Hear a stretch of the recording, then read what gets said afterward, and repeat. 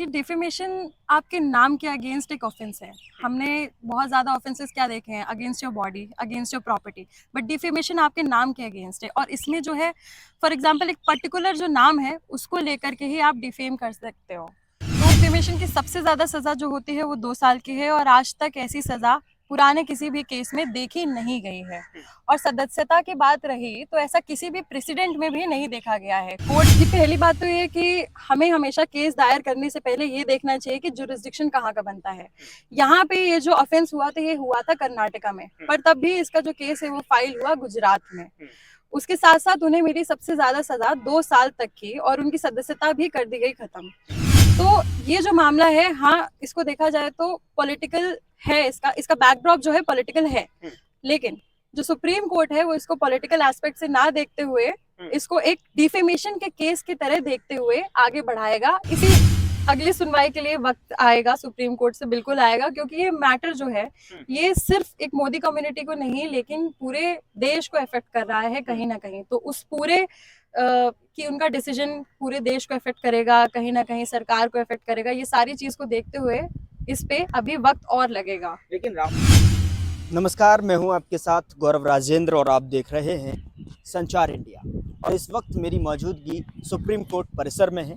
आपको बता दें कि गुजरात हाई कोर्ट ने राहुल गांधी को 2 साल की सज़ा बरकरार रखते हुए मामला जो है सुप्रीम कोर्ट में पहुंचा, और शीर्ष अदालत में पहुंचने के बाद 21 तारीख को हियरिंग होती है, और 21 तारीख को जो है 4 अगस्त के लिए जो है डेट दे दी जाती है कि 4 अगस्त तक जो है आप अपना जवाब हमें दे दीजिए, और जो 150 पन्नों का जो जजमेंट था उसे पढ़ने के लिए वक्त मांगा गया। अब इससे पहले जो है बीते दिन पुणेश मोदी शीर्ष अदालत पहुंचे। उन्होंने 21 पन्ने का जो है जवाब अपना दाखिल किया। जवाब में बताया कि अब जो है उन्होंने अपील भी की है कि राहुल गांधी की अपील को, याचिका को खारिज कर दिया जाए। और उन्होंने बताया है कि उनके जवाब में कि राहुल गांधी ने व्यवहारिक तौर पर ये मान लिया है कि उन्होंने मानहानि की है, लेकिन इस मामले में किस तरीके की प्रोसीडिंग रहने वाली है, क्या कुछ जो है हियरिंग होगी 4 अगस्त को, उस पूरे मामले पर बातचीत करने के लिए हमारे साथ है supreme court advocate Amrita Verma हमारे साथ मौजूद हैं। अमृता जी, आप किस तरीके से इस पूरे मामले को देख रही हैं? डिफेमेशन क्या है, किस तरीके का जो मामला है ये? जी, डिफेमेशन आपके नाम के अगेंस्ट एक ऑफेंस है। हमने बहुत ज़्यादा ऑफेंसेस क्या देखे हैं, against your body, against your property, but defamation आपके नाम के अगेंस्ट है। और इसमें जो है, फॉर एग्जांपल, एक पर्टिकुलर जो नाम है उसको लेकर के ही आप डिफेम कर सकते हो। तो इस ऑफेंस को वैसे ही देखना चाहिए, इसको कोई पॉलिटिकल एजेंडा ना देखते हुए मुझे लगता है सुप्रीम कोर्ट एक प्रॉपर जजमेंट देगा। लेकिन पॉलिटिकल एजेंडा ना केस में देखा जाए, वो बात आपकी ठीक है, लेकिन ये मामला ही राजनीति से जुड़ा हुआ है। अब उस राजनीति की वजह से जो है राहुल गांधी की सदस्यता चली जाती है, लोकसभा सदस्यता से खारिज हो जाते हैं, बंगला खारिज वापस हो जाता है। अब जो है कुल मिलाकर राहुल गांधी पर मानहानि केस में तय हो गई 2 साल की सजा।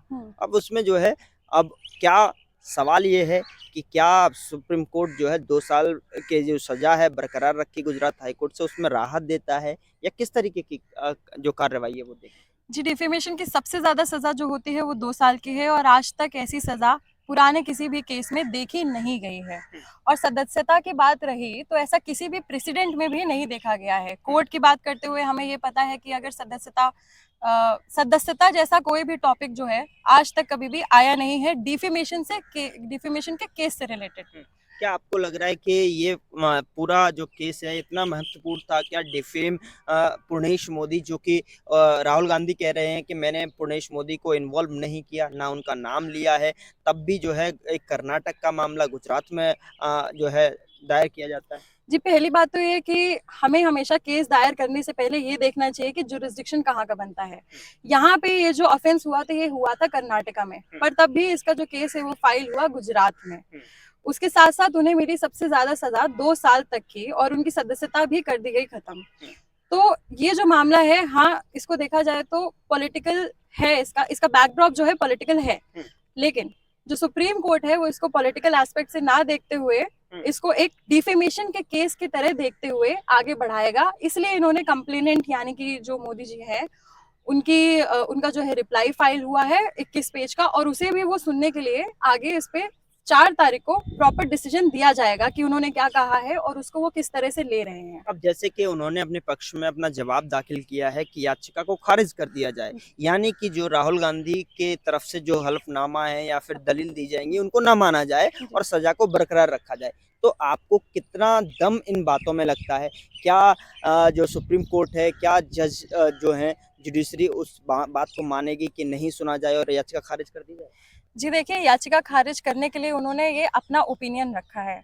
जो जजेस हैं वो उनका ओपिनियन सुनेंगे, पर ऐसा नहीं है कि उसे मानेंगे और उस पर आगे काम करेंगे। वो ये देखेंगे कि ये जो ऑफेंस है इसके बैक पीछे इंटेंशन क्या था। किसी भी क्राइम को सजा देने से पहले ये नहीं देखा जाता कि एग्जैक्टली उसने किया क्या है, बट ये देखा जाता है कि उसके पीछे उनका इंटेंशन क्या था और उस क्राइम को करने के बाद आगे सोसाइटी में एग्जैक्टली हुआ क्या है, यानी कि उसका इफेक्ट क्या हुआ है। तो यही चीज को देखते हुए सुप्रीम कोर्ट में आगे डिसीजंस आएंगे, आगे ऑर्डर्स आएंगे। तो क्या लग रहा है आपको कि जिस तरीके से एक तारीख दी गई और जज ने भी कह दिया कि देखिए आप, अगर आपको आपत्ति है तो आप जो है इस केस को मुझसे अलग कर सकते हैं या मुझे इस केस से अलग कर सकते हैं, दूसरे जज बेंच के पास चले जाएं, क्योंकि उनका राजनीतिक जो है संबंध जो है कांग्रेस से रहा है। जी, उनका राजनीतिक संबंध कांग्रेस से काफी सालों से रहा है, इसलिए उन्होंने ऐसा बोला है। कोई भी जज अपने केस में पर्सनली इन्वॉल्व ना हो, इसलिए यहाँ का प्रोसीजर है कि अगर कोई भी जज पर्सनली इन्वॉल्व है या उनका कोई भी पर्सनल इफेक्ट आ सकता है केस पे, तो वो अपने आप को बेंच से डिसमिस करवा सकते हैं। अच्छा, सबसे महत्वपूर्ण सवाल ये भी है कि 21 जुलाई को सुनवाई हुई, हियरिंग हुई और अब 4 अगस्त को होनी है। क्या इस मामले में 4 अगस्त का ही आखिरी वो दिन होगा जब राहुल गांधी की सांसदी, राहुल गांधी का बंगला, राहुल गांधी का जो लोकसभा जाना वो तय हो जाएगा? जी देखिए, किसी भी केस को समझने के लिए थोड़ा वक्त चाहिए होता है, पर हाँ, राहुल गांधी जी इंटरिम रिलीफ ले सकते हैं कि उनको बेल मिल जाए या कोई भी इंटरिम रिलीफ अगर उनको चाहिए हो तो उसका प्रोसीजर सुप्रीम कोर्ट में रहता है। लेकिन सुप्रीम कोर्ट में तो तब होगा जब कोई निष्कर्ष पर पहुंचेंगे। क्या 4 अगस्त को कोई निष्कर्ष इसमें निकलेगा या सुप्रीम कोर्ट या शीर्ष अदालत जो है इस मामले को, फैसले को सुरक्षित रखकर अगली सुनवाई के लिए कोई वक्त देगा? जी, अगली सुनवाई के लिए वक्त आएगा, सुप्रीम कोर्ट से बिल्कुल आएगा, क्योंकि ये मैटर जो है ये सिर्फ एक मोदी कम्युनिटी को नहीं लेकिन पूरे देश को इफेक्ट कर रहा है कहीं ना कहीं। तो उस पूरे कि उनका डिसीजन पूरे देश को इफेक्ट करेगा, कहीं ना कहीं सरकार को इफेक्ट करेगा, ये सारी चीज को देखते हुए इस पे अभी वक्त और लगेगा। लेकिन राहुल गांधी और कांग्रेस की तरफ से ये भी कहा गया है कि इसमें मैंने न तो कंप्लेनेंट के नाम का इस्तेमाल किया है, ना ही मोदी समाज को लिए मैंने बोला है, और मोदी समाज ओबीसी में आती ही नहीं है, इस तरीके का भी इन्होंने इसमें हवाला दिया है।